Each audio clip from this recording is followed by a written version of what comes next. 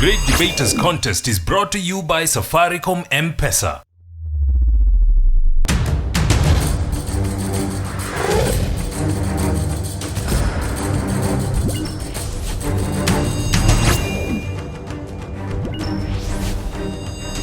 The Great Debaters Contest 2016 registration is now open. Teachers or school administrations should register on www.greatdebaterscontest.com/register. Welcome to the Machakos region of the Great Debaters Contest. Austin Yombok here. And Mariam Bishar. We have a battle of the titans for you today. Lukenya School goes versus Ndalani Secondary, and they're debating on whether poverty and exclusion lead to terrorism. Proposer number 1, you have 3 minutes. What comes to your minds on the thought of terrorism? The Garissa University massacre? What about the Westgate Mall siege? What about the Mpeketoni massacre?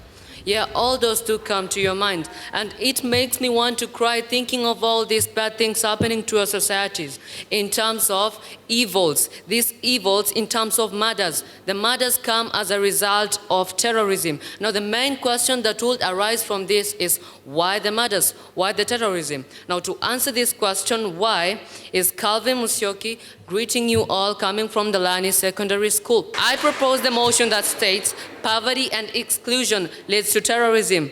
Now, what is poverty? Poverty, it's a low income level that is unable to sustain one and his dependents. What is exclusion? It is being left out politically, economically, and socially. What is terrorism? Now, terrorism is the intimidation of a certain government so that you can gain political ends. Now, on to my first point. The poor people in the society, they have a die-hard character in such that they do everything their own will so that they can sustain themselves financially. For example, you're a rich man owning a certain part of land, and then you want a certain latrine to be digged for you. You can employ one person, for example, to dig the latrine. Now, you may come and ask the person, do you need another person to help you in the digging? The person will say, no. I'm comfortable, but in real sense, the person is suffering. It is really tiresome to dig a whole latrine by yourself. But apart from all this trouble that is getting to dig the toilet, why is he refusing some help? This is clear. It is because the person needs money. He'll do all he can in his ability so that he can sustain himself. So he can't risk so that he can be helped. And you know the money is constant, so you have to divide it among the people that will be able to dig the toilet. Now that was my first point. On to my second, disappointment mentality. These people who are poor and excluded from the society, they have a disappointment mentality in such a way that these people, they've got no tomorrow. Why live for tomorrow? There is no need to live for tomorrow. Now, when these people are recruited in a certain terror group, like we have insurgent terror groups, we have the Al-Shabaab and the Al-Qaeda, we also have the state of homegrown terror groups. Now, to my fourth point, the poor are aware of any cooking meat. Meat here is in terms of something they do in order to get their daily meal. Now, a person who is poor will do all in his will so that he can get something to put his meal on the table. Now, that is the reason why I propose the motion that states poverty and exclusion leads to terrorism. Thank you. Opposition, you have 3 minutes to give us your opening statements. On stage is Daryl Odhiambo from Lukenya School, ready to oppose the motion that says poverty and exclusion leads to terrorism. First, what is the definition of poverty? Poverty is the lack of basic needs, and terrorism is the act of killing people, either on basis of mental illness or spiritual mentality. Also, we have exclusion. This is a separation of a group of people from a part of the country. Okay, I'll go on to my first point, which is ethno-nationalism. Ethno-nationalism is the state where people, a certain particular group of people, desire to break away from a main state to create their own state. In this case, we have Israel. In Israel, there's the Palestinian terrorist organization called Hamas. This Hamas has conducted suicide bombings in the Israeli part of the nation because they want to secede and form their own nation.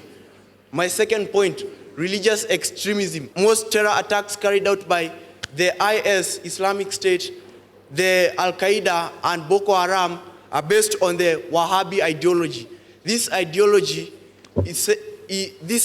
means that Muslim worship is supposed to be monotheistic. Therefore, they are radicalizing their own Muslims so that everyone can accept Muslim worship, and whoever is opposed to that is killed. The fourth point, arms race.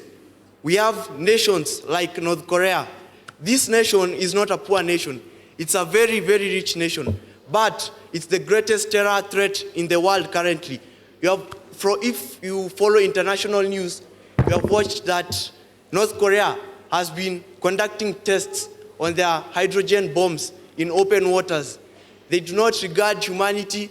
They just want to prove that they are powerful. They are rich, but they want to terrorize the rest of the world. Fifth and last point is political injustice. In some countries, we have certain groups which are not represented well. Again, I will go to Israel. In Israel, the Palestinians, back in the 1940s, they mostly occupied the geographical region of Israel. But as time commenced, they grew in their number, and the Jews grew in number, and they were able to depose the Palestinians of the leadership positions. Jews currently hold most of the positions in the government, and they oppress the Palestinians. Thus, the Palestinians have formed their own group to terrorize the Jews to claim back their land.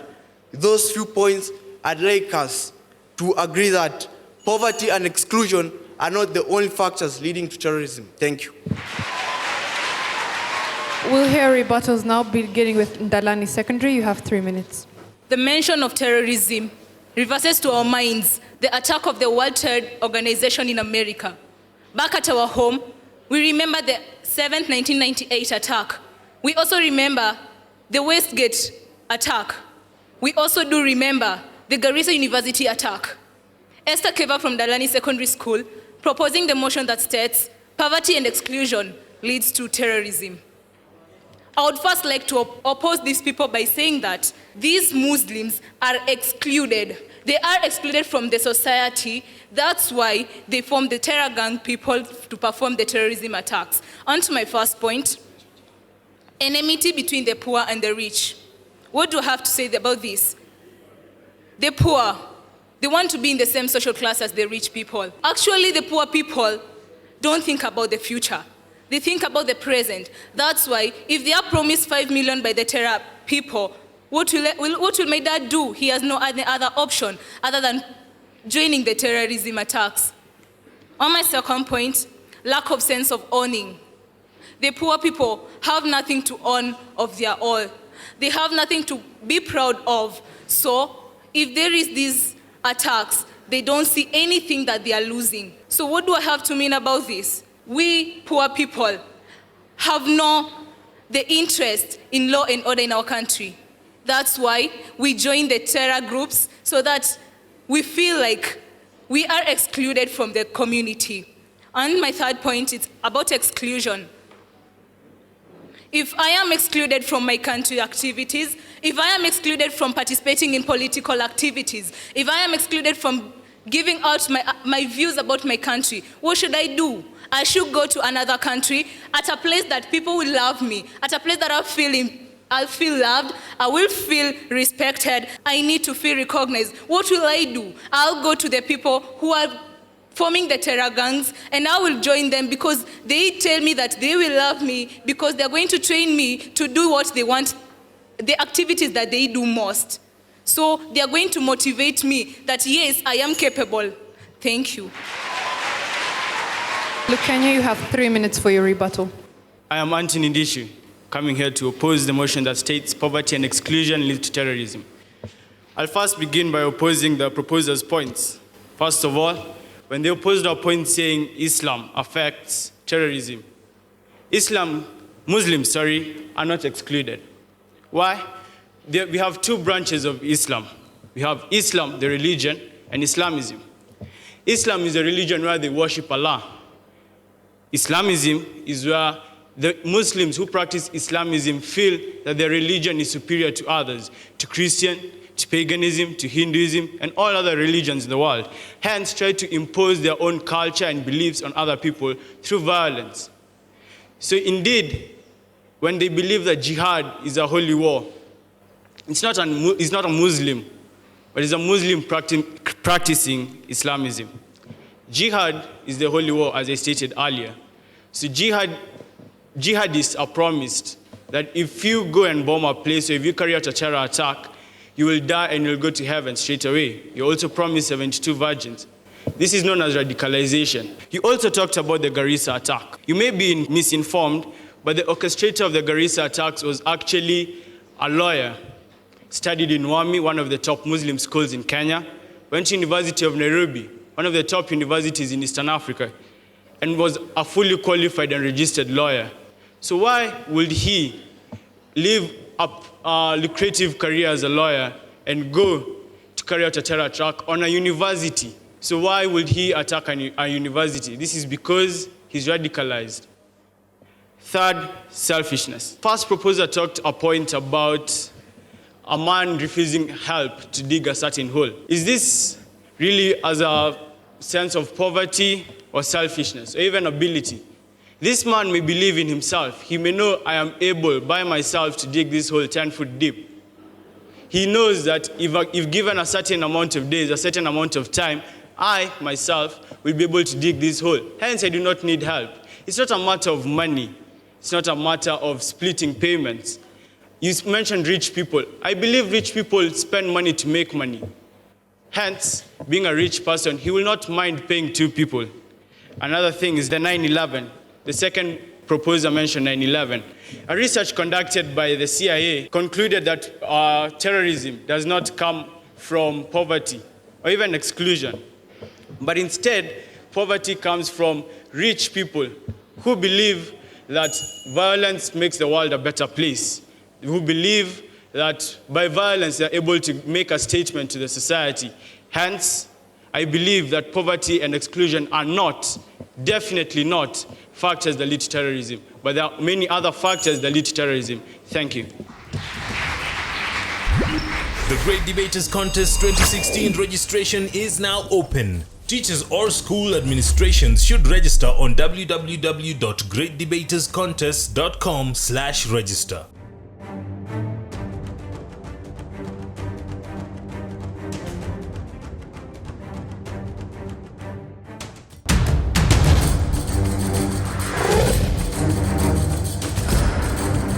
The Great Debaters Contest 2016 registration is now open. Teachers or school administrations should register on www.greatdebaterscontest.com/register. The proposition have been asked that they stated that most people who join terror groups do so in search of love. So why do they come back and commit terror crimes? And the opposition have been asked if the testing of weaponry by countries such as North Korea qualifies them as terrorist states. Proposer number 3, you have 3 minutes. I'm standing still here to propose the motion that states poverty and exclusion leads to terrorism. When you're excluded from your community, how does it feel? You want to pay back. How will you do it? By revenge. And how will you do the revenge? Go join a terror group, revenge, and what will you feel? Success. Poor people are easily lured into terrorism. How on earth can you get a rich person and tell him or her, I'm offering you 1.5 million to go and bomb the Westgate? Does he really need the money? He has a mansion, he has a car, he has other businesses. A poor person, he has nothing. For example, a person with 6 kids, they don't go to school, he has nothing to live on. Will you still wait there to go join the CU and waiting for God's miracle? For God's sake, you need the money. Your kids need to go to school. On to the opposers. I had one of them say, Muslims are not excluded in our communities. Have you ever seen a Muslim going to church for Easter? ceremonies or Christmas ceremonies? Have you? Give me an example. On to my second point. Poverty makes people idle. All of us know an idle mind is the devil's workshop. Will you still wait there, going to beg on the streets for 10 shillings? Will that 10 shillings buy you the normal tea that we see on the streets? The simple one man does it for 5 shillings. Will it? 10 shillings. And there's a place, an agent from Somalia offering you 1.5 million. Will you refuse the offer? You want to drive the latest car in town. You want to be like other people. Is it sensible? My last point. Left out people feel offended, thus get back, forming gangs. You have a rich neighbor. You are poor. Then you are excluded. They tell you, shoo, shoo, you're not like us. What will you feel? You want to be like them. You'll go join a terror gang just to be like them. That's why I propose poverty and exclusion leads to terrorism. Thank you. Opposition, you have 3 minutes to respond to the audience. So first, greetings and salutations to the whole fraternity of great debaters. I would like to respond to what the third proposer said by first saying it's not practical for somebody practicing Islam to walk into a church and celebrate Easter, just how a Christian cannot walk into a mosque and celebrate with them their various holidays. Also, you have come up with the point that rich people offer poor people to join terror gangs. You don't know the motives that these rich people have. This is the point that most of us are overlooking. You don't know the motives that the rich people have to recruit the poor people into their terror gangs. Maybe some of them are wealthy businesses and they want to get rid of their competitors. Who knows, you will hire people to go and destroy their competitive business. So I don't think the saying, rich people hiring poor people, it's a point to lead to terrorism. Also, I'd like to respond to the question of North Korea. First of all, if you know your history very well, North Korea is ruled by Kim Jong-un. Kim Jong-un is a relatively young leader, and so in his ways of proving that he's a capable leader to the whole world, he has commissioned the building of various nuclear weapons and threatened to unleash them on various nations like the US. The building of these nuclear weapons has also not been authorized by the UN. This has led to North Korea receiving various sanctions from various international bodies. So by threatening to use their nuclear weapons on other countries, I think this brings terror into various people and various different societies.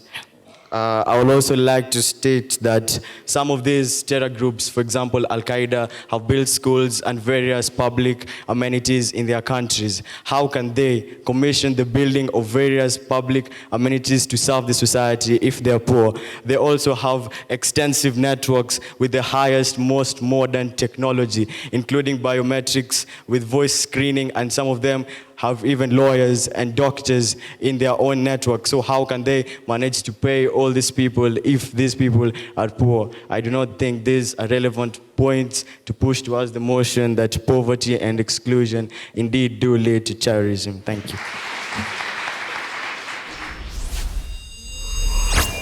We'll hear closing statements now. Ndalani, you have a minute.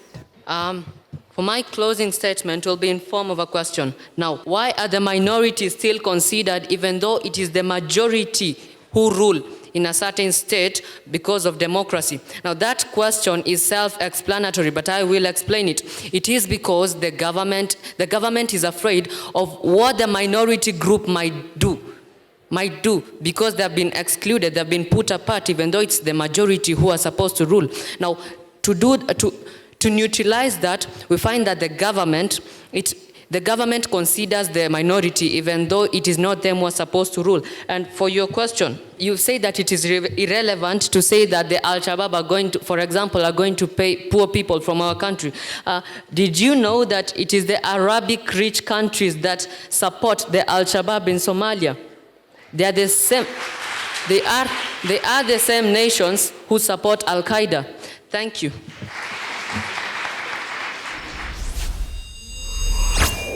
Opposition, you have a minute as well for your closing statement. I think the proposition are still contradicting themselves when they said Arabic-rich countries. I don't need to explain any further. Like an inexhaustible demon, terrorism has plagued us. Like unacceptable goal, terrorism has haunted us. But I stand here to disagree that it is poverty and exclusion that lead to terrorism. Instead, it is greed. Need to develop monopolies, ethno-nationalism, and various factors that indeed lead to terrorism. But we can and we should, as a people, stand up and try to fight terrorism with all guts we have. And also, when we try to address these factors, we can wake up from the living nightmare of terrorism and wake up to a safe haven for all of us. And once we realize this, we can partake in the words of the great Italian sages, Veni, Vidi, Vici. I came, I saw, I conquered. Thank you.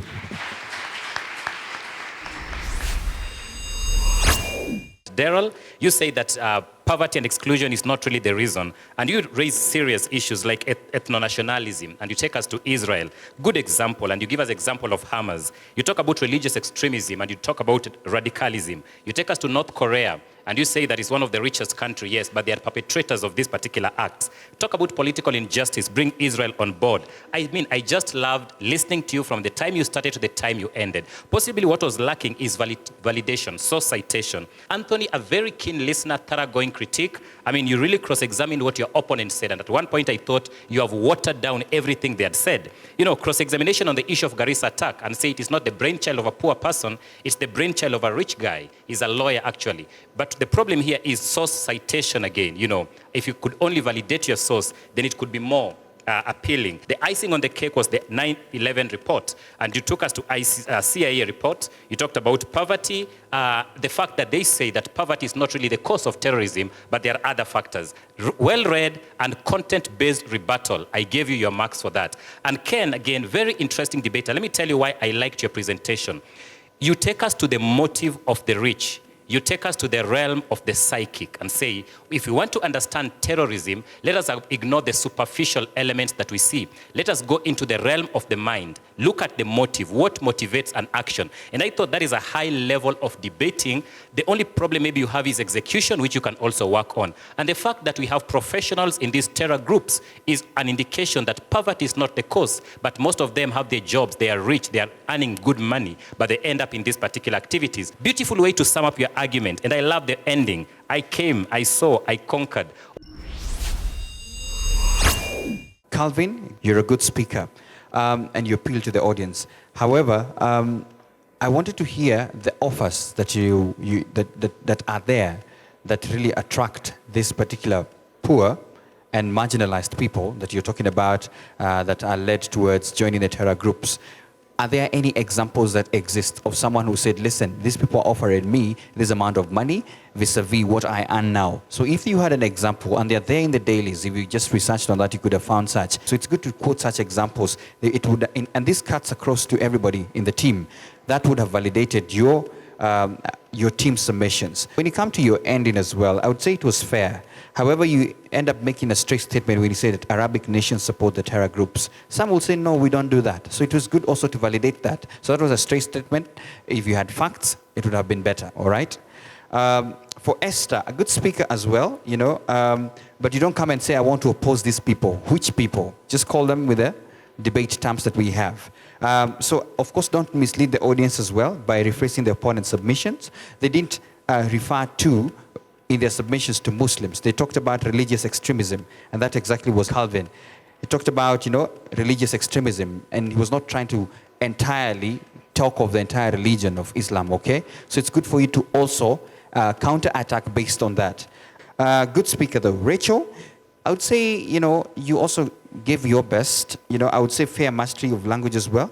You know, I want you to avoid personal biases. You know, do not narrow down the motion to religion. So that cuts across, I guess, to the two speakers, Esther and Rachel. We want you to be factual, all right? Don't entirely demonize a certain religion based on that. And of course, even to the Christians that you talk about, you know, miracles and the rest of the things, and you're thinking, wait, we're talking about poverty and exclusion. Kindly follow to that. Good and passionate debater though, all right? All the best to the team. Ndalani Secondary School, you have 62%. Please give them a round of applause. Lukenya School, you have 74%, making you the winners of this debate. Congratulations to the two teams. Of course, we've seen one of the highest scores of the region. We'd like to thank our audience and also our viewers back home. Kindly follow us on Twitter at Great Debaters EA and all our other social media platforms. I am Austin Yambok. And I am Mariam Bashar. Thank you for watching. The Great Debaters Contest 2016 registration is now open. Teachers or school administrations should register on www.greatdebaterscontest.com/register.